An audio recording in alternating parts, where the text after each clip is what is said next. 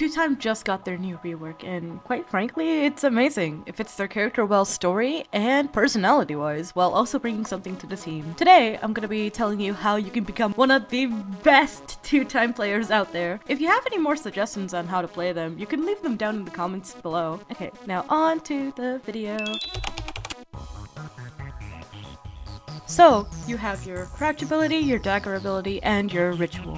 And you also have two passives, which is your respawn ability and the bar. Your crouch ability, it has a 35-second cooldown, and when you press crouch again, you can uncrouch, but it's not really recommended because your cooldown goes up to 49 seconds instead of 35. This crouch ability lasts about 10 seconds, and you can move around pretty fast in it, but not as fast as sprinting, of course. Next, you have your dagger ability, which is a 30-second cooldown. It can heal, but it's not really recommended to rely on it since it can only heal up to maximum, I think, 30? It's not really recommended. You're just better off having an Elliot on your team or even a Builderman. Next is your ritual ability. You can only place this down once per round, so it's very, very, very important that you place it down in the correct spots so you don't get mauled. But don't worry, I actually have some recommendations in this video. Now here is your passive, the respawn ability. After refilling your bar with your dagger, you can now respawn on your ritual circle when you die. Though, this makes you have half of the health that you had in your first life. So next, I'm going to be explaining the bar that you have on your screen.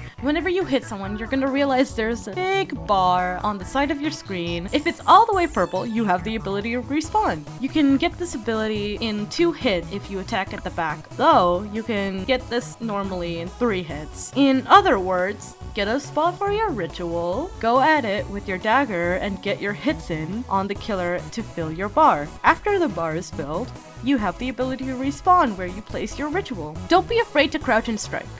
It's better if you do so. It launches you further and faster, creating a bigger AoE for you to land your attack in.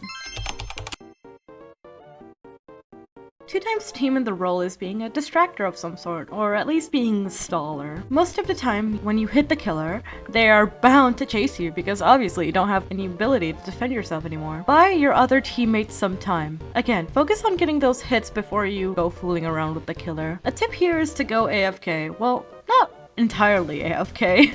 Fake going AFK in the middle of the game so you're easier bait. It's stupid, I know, but it surprisingly works. Make sure you know how to loop. Here's a great video, and it's gonna be in the description.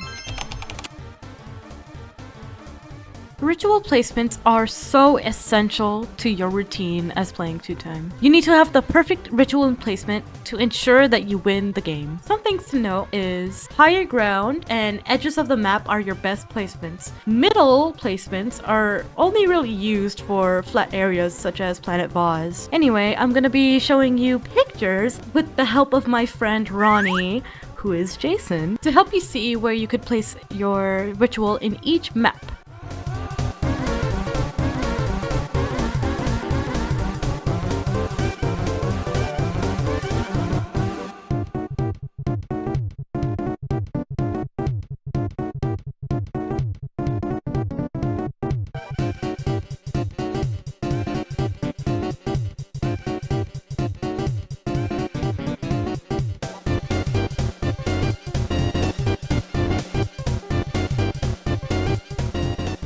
I'm going to be discussing the 2 new maps, Pirate Bay and Underground War. So Pirate Bay, it has really only one notable place where it's pretty useful to put your ritual, and it's this place, though you can really put it anywhere in the map. It'll be good either way. And for Underground War, there's a couple of places actually. Here's one here, and this is the outer zoom, and here is another area, and it's personally my favorite. In Cool Carnival, I couldn't really get the footage because they deleted the map on accident, but here and here are the best places. Thank you for the Forsaken Wiki for giving me these images. Again, we can just put the ritual anywhere really, whether it be on the edge of the map or somewhere high up. Those are the best placements for your ritual.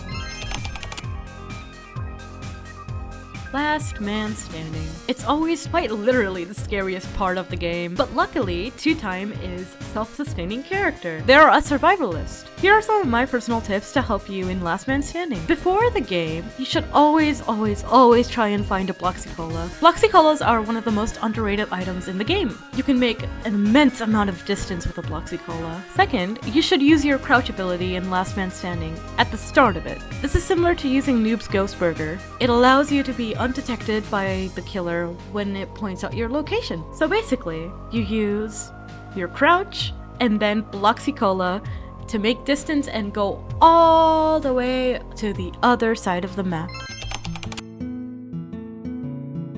Here are some general tips that I would like to give to all of you. You should always have your hitbox on. That way you can see your killer's attacks and your attacks too. You should only use shift lock to align yourself with the killer when using your dagger ability.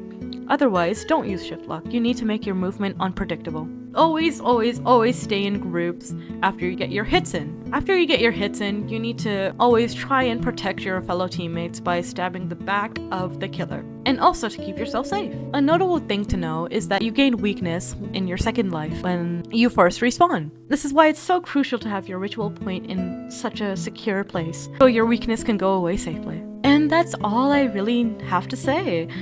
Thank you so much for watching till the end. Make sure you give me all of your opinions on what you think of the new update and if you like this type of videos. And thank you Lavender for editing this for me.